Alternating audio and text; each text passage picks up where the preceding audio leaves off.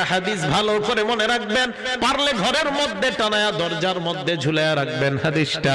আল্লাহর নবী বলেন কিয়ামতের ময়দানে সব আমলনামাগুলো আল্লাহর সামনে যাবে। আল্লাহর সামনে যাওয়ার পর ওই আমলনামাকে আল্লাহ একটা রূপদান করবে, ওই আমলনামার জবান আল্লাহ খুলে দিবেন। তাজিউস সালাহ, নামাজ আল্লাহর কাছে যাবে, যাওয়ার পর বলবে আল্লাহ আনাস সালাহ, আমি নামাজ। আল্লাহ বলবে ইন্নাকি আলা খায়র, তুমি কল্যাণের উপর আছো। প্লিজ মেহেরবানি করে হাদিসটা শুনেন কি কয়। নামাজ যাবে, একটা কথা বলবে নামাজ, আল্লাহ আমি নামাজ।